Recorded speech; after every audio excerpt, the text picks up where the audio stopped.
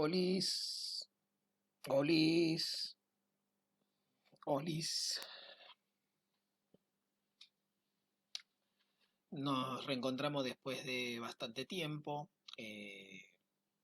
debido, por supuesto, a la extensión del video anterior sobre eh, eh, el pasaje del cordobazo al terrorismo de Estado en el caso argentino, que nos llevó bastantes videos. Y nos reencontramos cambiando radicalmente de región y de tema a eh, todo lo que fue el proceso de descolonización de Asia y África. Ya habíamos hecho una mención en un video anterior, el de la radicalización de las masas, que, pero una radicalización que habíamos situado más que nada en la década del 60. Bueno, sí, la década del 60 fue como un momento pico de descolonizaciones en Asia y África, pero el proceso empieza antes. La descolonización, más o menos para restablecer un punto de partida. Recuerden, prácticamente todo África y buena parte de Asia habían sido colonizadas por potencias europeas, sobre todo Francia y Gran Bretaña, durante los últimos eh, 20 años del siglo XIX y las primeras décadas del siglo XX. Podríamos decir que el proceso proceso de colonización de Asia y África por parte de las potencias imperialistas europeas, en su mayor parte, se concentró entre 1880 más o menos y 1915 aproximadamente. Es un periodo muy corto donde lograron avanzar sobre todo un continente, digamos, sobre el 80% del continente, no es poca cosa. Ahora, ¿qué sucedió? Un antecedente que hay que tener en cuenta del proceso de descolonización y que es una de las causas, es que en la década del 30 empiezan a aparecer movimientos eh, de, dentro de los nativos sometidos en Asia y en África, en movimientos que empiezan a pedir autonomía, más autonomía. ¿Qué quiere decir? Mayor poder para participar y decidir en los asuntos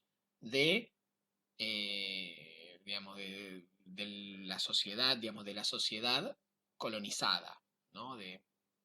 Del dominio colonial. Eran muy pocos todavía los que pedían la independencia en ese momento. La mayoría lo que pedía era tener más participación. Che, dale, digamos, ya que trabajo, que te pago impuestos, etcétera, por el hecho de ser colonizado, eh, por lo menos dame más participación, más poder de decisión, dejarme manejar más mis asuntos, ¿no?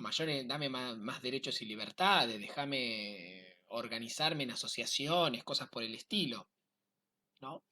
Dentro de estos movimientos autonomistas, podríamos decir, había una minoría que era más nacionalista y más radical, que empezaba a pedir la independencia, pero era todavía minoritario.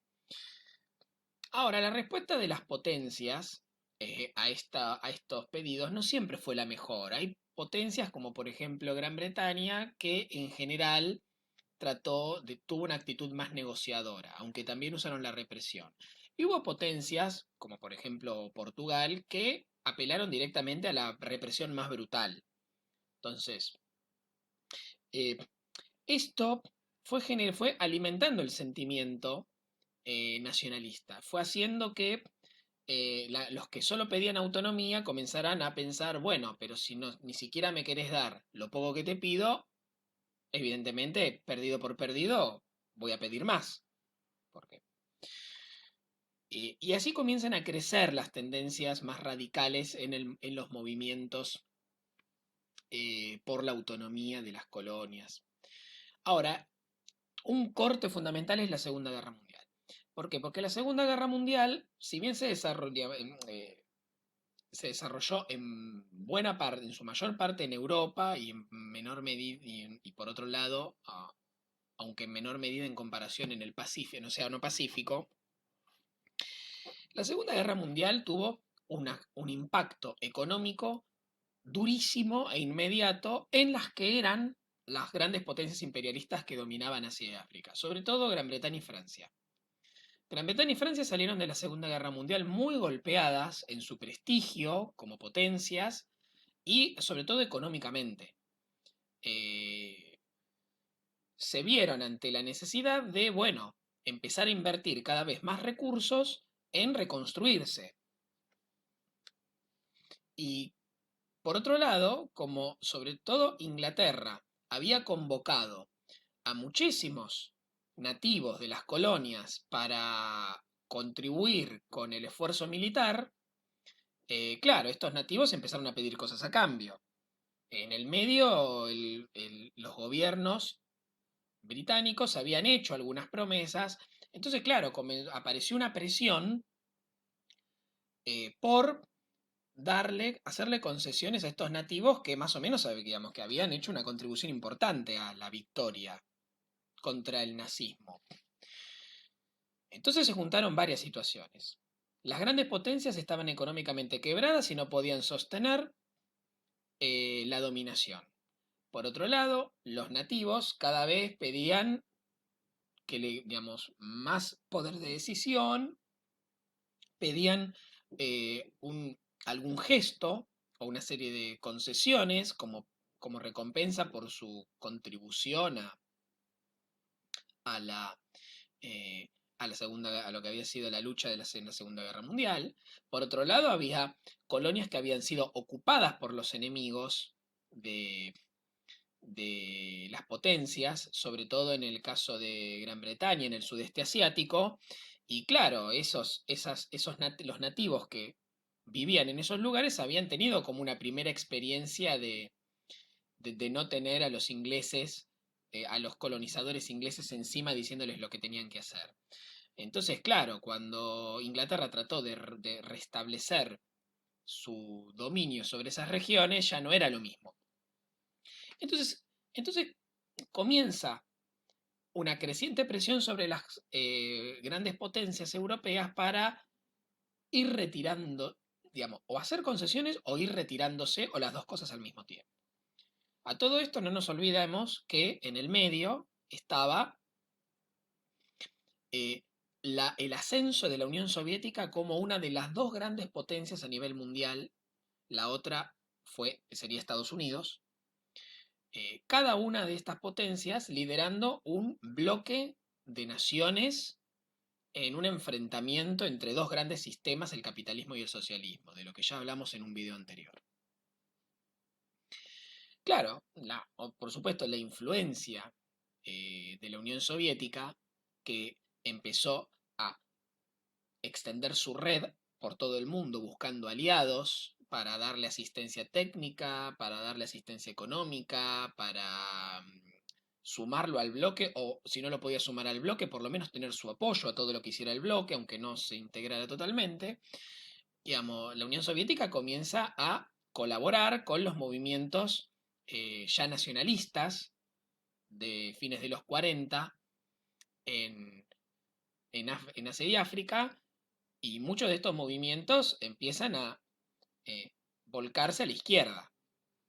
Entonces, todo esto configura una situación de presión insostenible para las potencias imperialistas, que económicamente no podían sostener ya la dominación, que tenían en sus dominios movimientos nacionalistas, que la mayoría de los cuales ya pedían la independencia directamente, mejor organizados, con más capacidad de movilización, más numerosos, y que además, por otro lado, estaban muchos recibiendo apoyo de la Unión Soviética, que era una ya de las dos grandes potencias a nivel mundial, la Unión Soviética por encima en ese momento de Gran Bretaña y de Francia, ya los había superado como potencia. Entonces,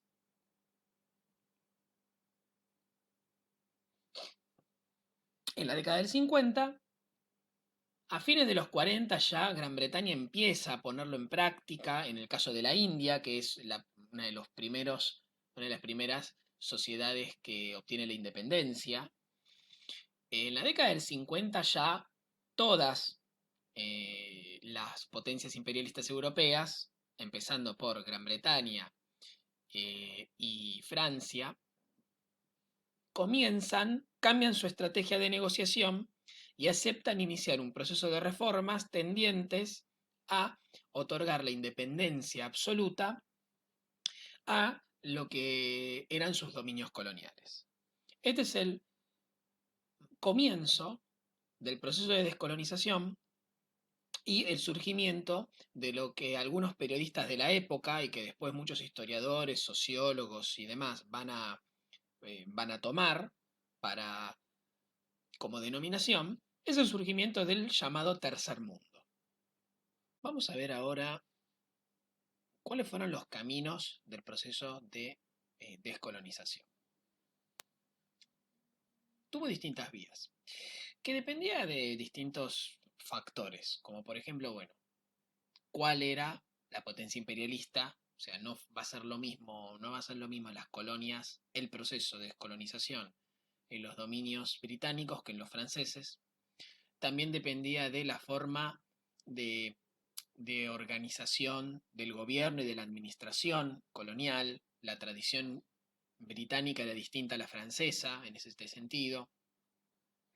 También dependía de la importancia económica y estratégica que tuviera la colonia. Por ejemplo, no va a ser para Francia no va a ser lo mismo la descolonización de Argelia, que para que la entendía como una, un dominio colonial esencial, digamos, muy importante a nivel estratégico, económico, por su historia en el imperio. Y además no va a ser lo mismo eso que descolonizar el Congo, o, para lo cual van a poner mucho menos obstáculos. Y después también dependía de cómo era el movimiento anticolonial de los nativos. O sea, si tenía una postura más moderada o más radicalizada. Todo esto influyó en la vía del proceso de descolonización, que fundamentalmente se reducen a dos alternativas, dos variantes. Una era la vía reformista. La vía reformista, el objetivo era, por parte de la potencia colonizadora, bueno, ir concediendo lentamente, por etapas, más participación y autonomía a los nativos en el gobierno, hasta finalmente concederles la independencia. Esto es lo que va a pasar sobre todo en las colonias británicas. O sea, Gran Bretaña va a llevar adelante siempre esta estrategia. Ir concediendo, ir cambiando el estatus de los colonizados, darles cada vez, ir haciéndole concesiones de derechos, de libertades, de mayor participación y demás, hasta finalmente, en un momento determinado, cerrar con la independencia. De esta manera, el colonizador lo que evitaba era que el conflicto derivara en una guerra de liberación, o sea, que el conflicto se agudizara y terminara en una guerra. Esto por un lado. Por otro lado, como el proceso era más lento y se iban haciendo concesiones, los sectores radicalizados eh, eran desactivados, eran aislados, eran desactivados, eran marginados. Digamos, es como que, claro, dividían, con esta estrategia, dividían al movimiento anticolonial entre los moderados y los radicalizados. Según que también fuera la negociación o se desarrollara la negociación, los moderados iban a ganar influencia y finalmente el gobierno de la nueva nación independiente iba a quedar en manos de esos nacionalistas moderados. ¿Y esto qué permitía? Y esto permitía que las relaciones económicas de dependencia entre la nueva nación independiente y su ex potencia colonizadora se mantuvieran. Conclusión. La independencia terminaba siendo, o la descolonización, terminaba siendo solamente una ruptura política recontra negociada a través de la independencia, de la concesión de la independencia, sin que hubiera transformaciones económicas y sociales extremas. Eso era, esa era la intención y eso es lo que llevó adelante Gran Bretaña en todos los en prácticamente todos los casos de sus colonias. Diferente era la segunda vía, totalmente diferente era la segunda vía, que es la vía revolucionaria. Donde, por supuesto, como su nombre lo indica, hubo una ruptura más radical y se caracterizó por una mayor violencia. ¿Cuándo la descolonización tomaba el rumbo de una ruptura revolucionaria? Bueno, cuando la potencia colonizadora se negaba a negociar.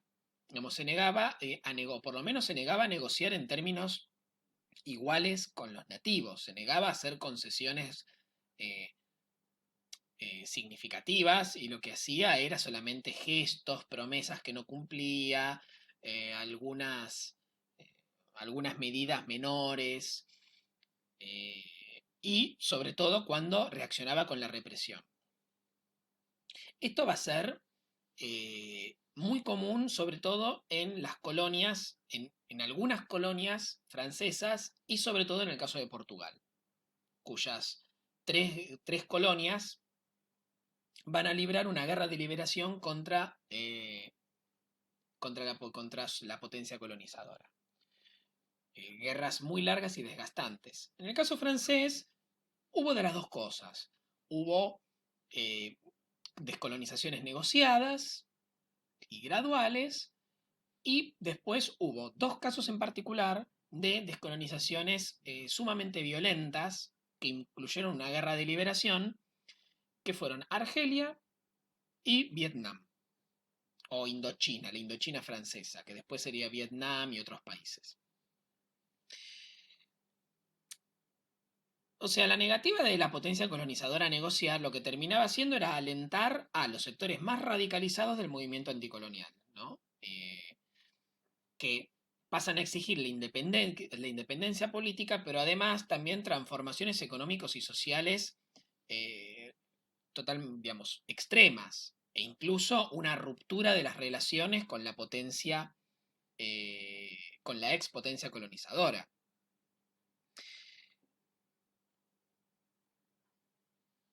Entonces, conclusión, la descolonización en estos casos era una ruptura que se producía por medio de una guerra interna y que implicaba tanto la independencia política como una transformación social profunda, ¿no?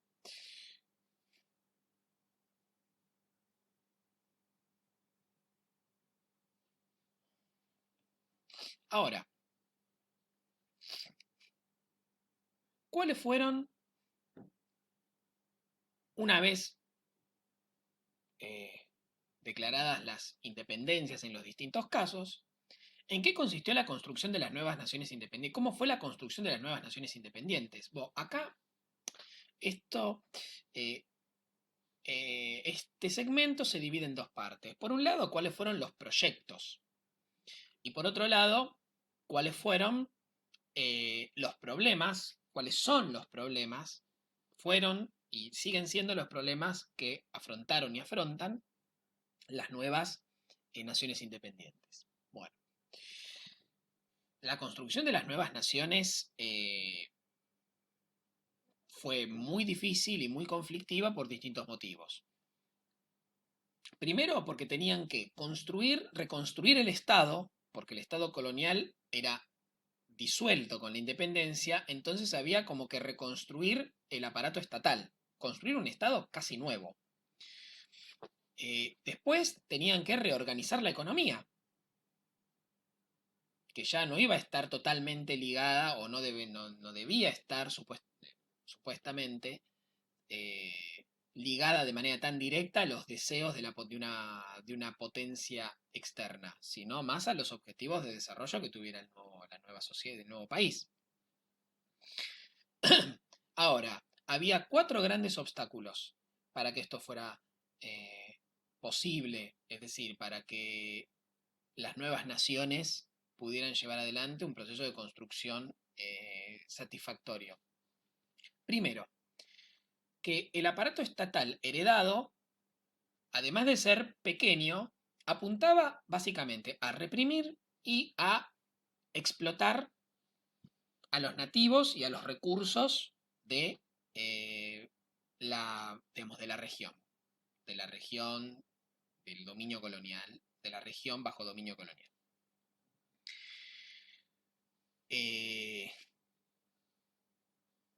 Después, la misma economía.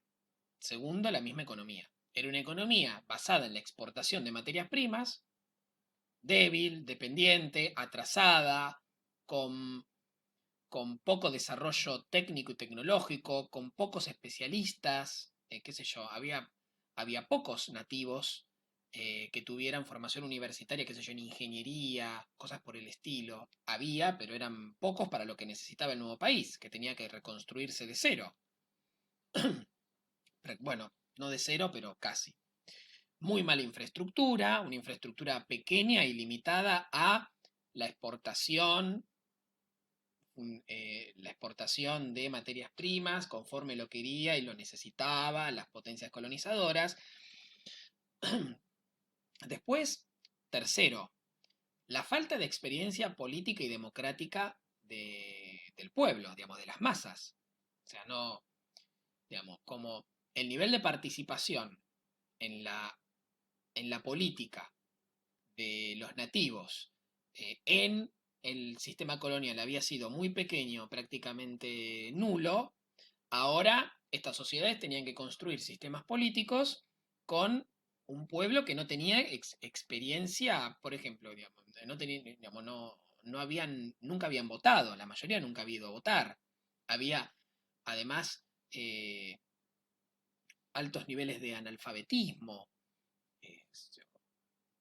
O sea, había una falta de experiencia en la práctica política. Y esto, por supuesto, era un obstáculo para cualquiera de los nuevos gobiernos que quisiera construir una democracia parecida a la de las potencias de Occidente, que era el modelo que muchos tomaban, ¿no? Y finalmente, las divisiones étnicas, o sea, digamos, las fronteras de los dominios coloniales eran fronteras totalmente artificiales. Si ustedes ven un mapa de África, van a ver que está lleno de líneas rectas. Eso no tiene nada que ver con la realidad, o sea, con los verdaderos agrupamientos sociales que había antes de la colonización, sino que las potencias europeas agarraron el mapa, lo dividieron según lo que les convenía más a sus intereses, y no les importó qué gente vivía ahí, cómo vivían, cómo estaban organizados. Entonces, claro, los europeos cuando dieron la independencia, le dieron la independencia a cada una de esas divisiones administrativas que tenían sus imperios coloniales. Y no les importó lo que había antes. No les importó cómo vivían antes los nativos, cómo se habían organizado. Hicieron lo que quisieron. Y claro, dentro de una misma nación independiente, tenías distintos grupos étnicos.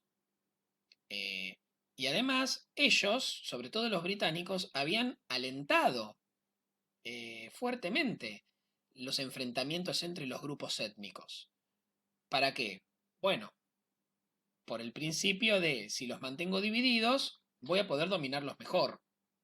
Claro, con la independencia de cada una de estas naciones, de repente apareció como un eh, elemento de conflicto que dificultaba la negociación, ponerse de acuerdo y poder construir a la nueva nación, las divisiones entre esos grupos étnicos heredadas de todo del periodo colonial. Eh, Conflictos que en muchos casos pasaron a enfrentamiento, digamos, pasaron a la violencia con resultados dramáticos de los que vamos a hablar en la siguiente parte. ¿Cuáles fueron los proyectos en disputa o entre los cuales se dividieron los procesos de construcción de las nuevas naciones independientes en Asia y África. Bueno, hubo uno, o el primero que vamos a mencionar, es el que está identificado con, eh, digamos, el gobierno de los moderados.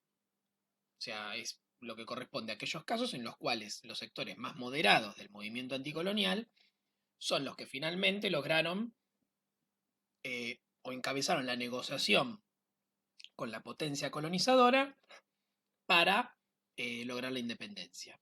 Y que es un proyecto democrático liberal, donde la nueva dirigencia política trata de construir una nación con un sistema democrático liberal y una economía de mercado desarrollista, con intervención del Estado, por los objetivos de desarrollo, por la prioridad de los objetivos de desarrollo, ¿no?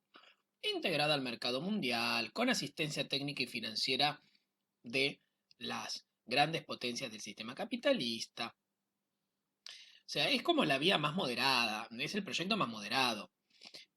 Obviamente el modelo a seguir para lograr el desarrollo y la democracia eran las potencias de Occidente, sobre todo la vieja potencia colonizadora. Esto fue muy común en las ex colonias británicas, donde, como la mayoría, como casi todas, los procesos de descolonización fueron negociados, moderados y sin altos niveles de conflicto, los que pasaron al gobierno en su mayoría fueron moderados, que trataron de mantener el vínculo con Gran Bretaña, sobre todo el vínculo económico, y que trataron de seguir, digamos, de cumplir con todo lo que el sistema mundial les decía que tenían que hacer con mayor o menor dificultad, manteniendo toda la estructura económica y social heredada. Esto, por ejemplo, fue el caso de muchos, ¿no? En muchos casos, pero sobre todo el caso de Kenia, por ejemplo, o en su momento Uganda, digamos, Kenia, Uganda. eh, Podríamos mencionar, bueno, en su momento Sudáfrica, aunque es un caso mucho más especial, lo dejaría fuera por ahora. eh, Nigeria. Ahora, otro proyecto fue el proyecto nacionalista revolucionario, ¿no? En este caso, la nueva dirigencia política de la nación independiente trata de construir una economía planificada por el Estado, una economía capitalista planificada por el Estado, pero digamos, una economía capitalista controlada por el Estado, planificada por el Estado, con el objetivo de lograr un desarrollo acelerado y para lo cual el sistema político tenía que tener un gobierno de partido único.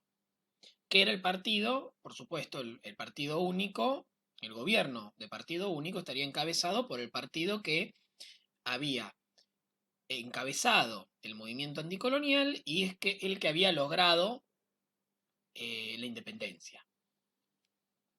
Este proyecto implicaba la estatización de todos los sectores estratégicos de la economía, una reforma agraria eh, que redistribuyera la tierra entre los campesinos, el impulso a un proceso de industrialización, aunque sea por sustituyendo importaciones, o sea, sin abandonar el sistema capitalista, trataron sí de lograr, de cambiar la estructura económica y lograr un desarrollo rápido para dejar atrás el atraso.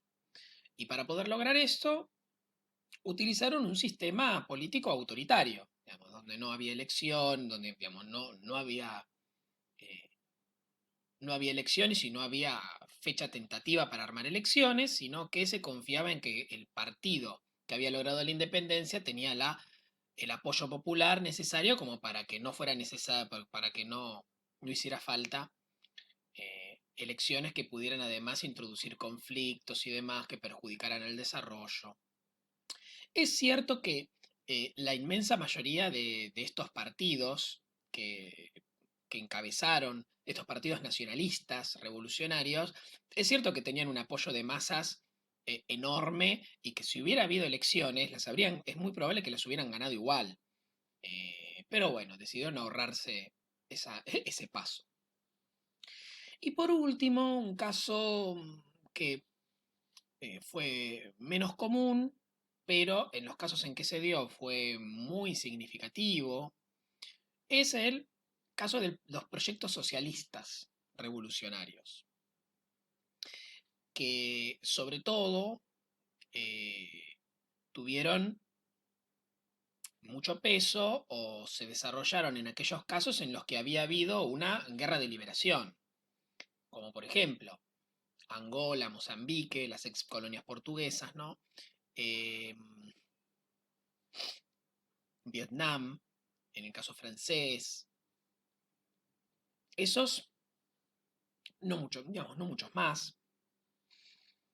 En esos casos, la, la nueva dirigencia política construía una dictadura revolucionaria de obreros y campesinos y construyó una economía eh, bajo control absoluto del Estado, o sea, control absoluto del Estado, con planificación centralizada al estilo de la Unión Soviética. O sea, el modelo a seguir por estos casos fue, por excelencia, el modelo soviético, ¿no? El modelo comunista soviético.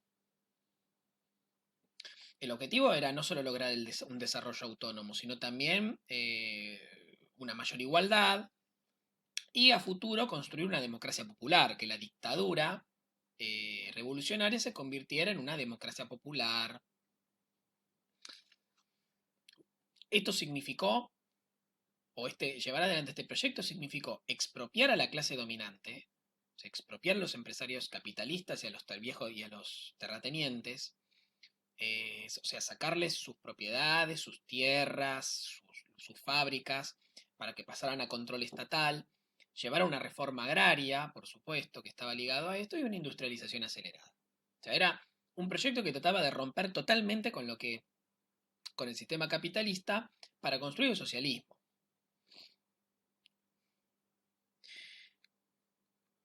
Para finalizar con esta parte, y antes de pasar a la última, debemos llamar la atención sobre un caso muy particular, que es sobre todo, que es el caso de África del Sur, o de lo que sería así, sí, África del Sur. ¿Por qué? Porque ahí surgió una especificidad que tenía que ver con, que condicionó el proceso de descolonización, que fue las sociedades, aquellas sociedades colonizadas, aquellas colonias que tenían una minoría blanca, una minoría de colonos blancos muy poderosa, grande y poderosa. Era una minoría comparado con la población nativa africana, pero era una minoría que tenía mucho peso político, mucho poder económico y que además era numéricamente importante. Digamos, había colonias donde prácticamente no había blancos fuera de los funcionarios. Ahora, hubo casos de colonias, sobre todo británicas, que tenían una minoría blanca muy importante. Claro, estos colonos blancos fueron opositores totales al proceso de descolonización. ¿Por qué? Porque lo que veían ellos en eso era que la potencia colonial, para salvaguardar sus intereses, se estaba escapando, dejándolos a ellos abandonados a merced de la mayoría de los nativos africanos, que quién sabe qué iban a hacer con ellos. No, esa era la forma de pensar de ellos.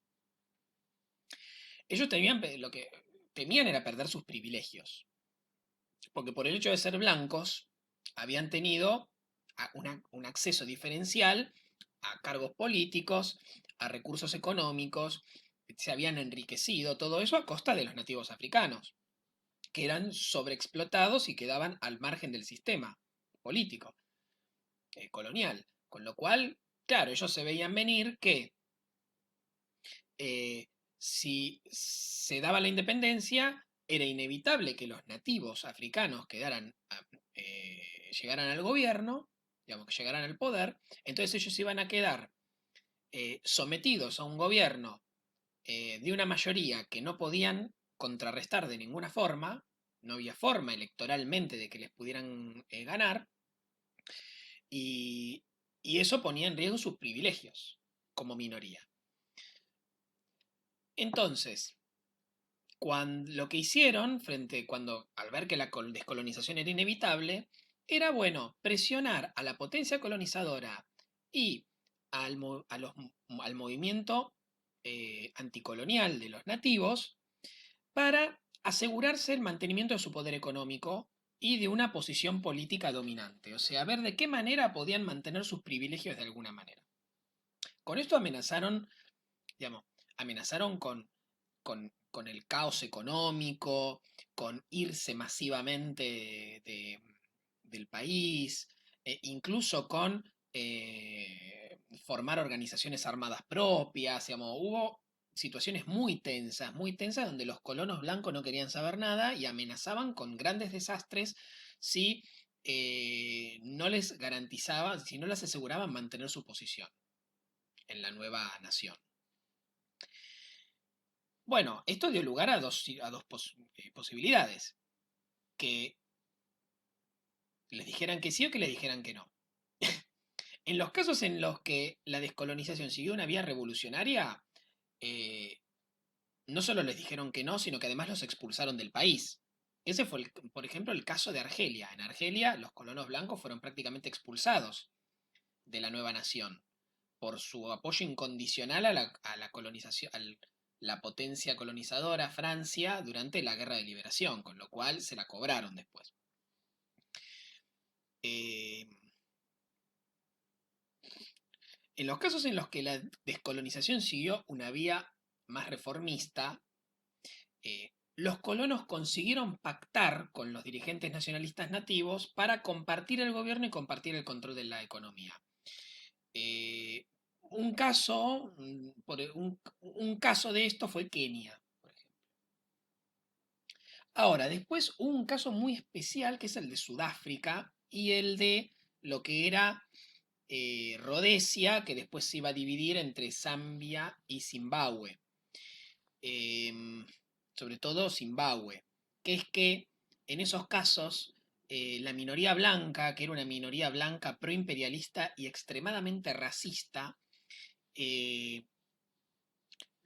digamos, forzó la situación y logró eh, acordar la independencia, o sea, ser los representantes de digamos, de la sociedad colonizada, negociar con Gran Bretaña la independencia y a continuación construir una nación donde los nativos africanos, que eran el 90%, o entre 80 y 90% del país, quedaran totalmente excluidos del sistema político y económico y solo sirvieran como una masa de trabajadores a explotar, sin derechos civiles, sin derechos políticos. O sea, introdujeron un sistema de segregación racial extremo que duró muchas décadas, tanto en Zimbabue como en Sudáfrica. En el caso de Sudáfrica, Sudáfrica logró mantenerlo hasta los años 90, o sea, hasta 1994, cuando se convocan por primera vez elecciones libres con participación general de todos los nativos y demás. Esto tuvo el nombre en Sudáfrica de el apartheid. Última parte de esta clase. Independientemente del proyecto que hubieran elegido, hay una serie de problemas comunes que tuvieron todas las nuevas naciones independientes de Asia y África. Estos problemas se van a mostrar de manera particularmente aguda, feroz, brutal y dramática en el caso de África. digamos, África cuando sale en algún medio de comunicación es por alguna tragedia, es para mostrar imágenes de extrema pobreza, de nenes con el abdomen hinchado por la hambruna, guerras civiles brutales, digamos, es una, ya es prácticamente una perversión de los medios de comunicación que cuando hay que mostrar algo de África, apretan el botón y es el botón de la tragedia. Pero claro, esto que ya se transformó en un paisaje, como en algo totalmente natural o naturalizado por Occidente sobre todo, esto es, digamos, tiene un responsable, tiene dos responsables. El responsable principal son digamos, las potencias que dominaron, que dominaron como potencias colonizadoras, como colonizador, a esas regiones y que generaron una herencia de violencia, atraso, pobreza, desigualdad, opresión, y que cuando se fueron no les dejaron nada, no les dejaron absolutamente nada y no les devolvieron nada de todo lo que les habían extraído durante décadas. Y bueno, digamos, un responsable eh, secundario, pero responsable al fin, son los mismos dirigentes políticos y la nueva clase dominante eh, africana nativa de esas nuevas naciones que se embarcó digamos, en disputas internas y que no, y no solo en eso, sino que además eh, mantuvo las relaciones de dependencia con su expotencia colonial o con el sistema eh, mundial capitalista a través de organismos de crédito como el Fondo Monetario y demás, o sea que en lugar de tratar de continuar por el camino de una independencia en todos los sentidos, lo que hicieron fue mantener el sometimiento y la subordinación, ya sea por motivos por su propio beneficio o porque creyeron ingenuamente que de esa manera iban a tener un futuro mejor, y en realidad no. Yo creo que fue más lo primero que lo segundo, más que pensaron en su... lo que hicieron simplemente fue sustituir a una clase dominante por la otra, a una vieja clase dominante de la metrópoli colonial por una nueva clase dominante de nativos y listo. Después no hubo ninguna transformación social. Ahora, ¿cuáles son los obstáculos internos heredados por el sistema colonial y los problemas que se sumaron durante el periodo eh, de la Guerra Fría, porque la descolonización se desarrolla bajo el periodo que ya vimos en otro video, eh, conocido como la Guerra Fría entre Estados Unidos y la Unión Soviética, ¿no? ¿Cuáles fueron los obstáculos internos que derivaron en problemas estructurales que siguen hasta el día de hoy y que estos países de Asia y África no pueden resolver? Bueno, uno es la inestabilidad política. O sea, como consecuencia de las presiones de las potencias capitalistas y de la misma Unión Soviética y una creciente influencia de los militares en los nuevos, en las nuevas naciones, hubo constantes golpes de Estado, largas guerras civiles y una imposición constante de dictaduras militares terriblemente represivas. O sea, estas sociedades débiles a nivel económico, social y sin experiencia política y con un estado heredado del periodo colonial, más que nada represivo, se volvieron muy inestables y cayeron en situaciones crónicas de conflicto interno que en algunos casos llevaron incluso a la desintegración del Estado, como por ejemplo los casos, algunos de los casos más conocidos son Somalia, Sudán, eh, Sierra Leona, Liberia, digamos, lo que fue Zaire y hoy se llama República Democrática del Congo, que son sociedades que prácticamente dejaron de funcionar como unidad y se convirtieron en fragmentos donde cada uno hace lo que puede o lo que quiere. ¿no?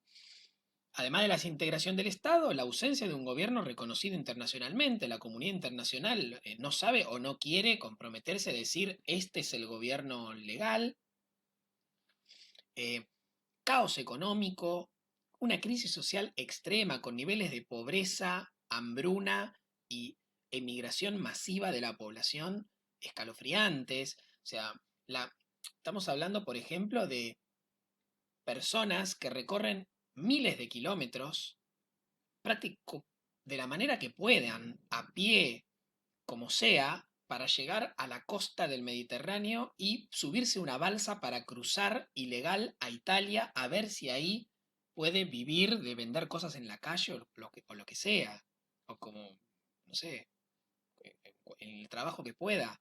Digamos, estamos hablando de ese nivel de desesperación. La gente trata de irse como puede porque eh, no solo o lo mata la pobreza y el hambre o lo mata una guerra interna brutal, donde, donde no solo hay asesinatos masivos, sino que además hay asesinatos, hay torturas, hay violaciones, es indescriptible. En los casos en los que se logró mayor estabilidad política, esto se dio no por motivos mucho mejores, sino por la existencia de partidos autoritarios, digamos, de gobiernos autoritarios de partido único que logra con liderazgos muy fuertes que se mantuvieron durante décadas y décadas y décadas y que todavía no dan lugar a ningún tipo de democratización. Ejemplo de esto es, por ejemplo, Kenia, Tanzania, Zambia, Pakistán, Indonesia. O sea, estamos hablando de dictaduras personales prácticamente de décadas, digamos, y presidentes que se perpetuaron en el poder durante 30, 40 años en algunos casos. Bueno, segundo punto, los conflictos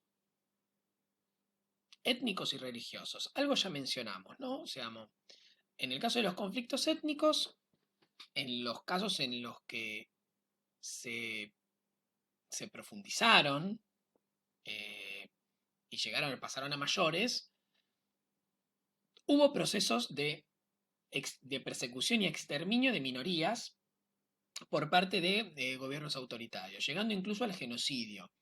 Eh, los casos más conocidos son el de Ruanda, que es el último, uno de los últimos grandes genocidios que conoció eh, nuestra historia y el siglo XX, allá por los años 90. Y Nigeria, mucho más atrás en el tiempo, dentro de una guerra civil en las décadas del 60 al 70. Eh, en el caso de los conflictos religiosos, esto se tradujo en el surgimiento o su intensificación significó la aparición de movimientos fundamentalistas, que en los casos en que lograron fuerza y capacidad de movilización derivaron en guerras civiles. Los primeros casos conocidos eh, de esto, que ahora es mucho más común lamentablemente, pero en su momento los primeros casos fueron Yemen y Afganistán, que todavía están en situaciones de guerra civil desde hace 40 años.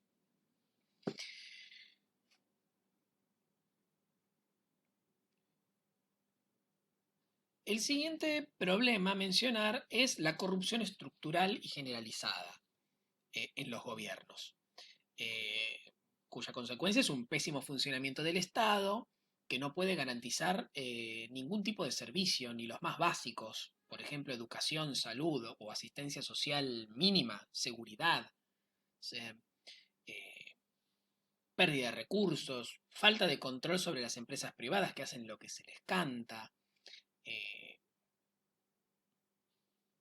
de manera tal que en muchos países incluso se habla de estados fallidos, digamos, estados que no funcionan, eh, donde tenés un estado que no tiene hospitales, digamos, un estado que no administra hospitales ni un sistema educativo real, que no puede garantizar la seguridad. Entonces el país depende de la ayuda internacional, por ejemplo de la Cruz Roja o de Médicos Sin Fronteras o de ayuda alimentaria.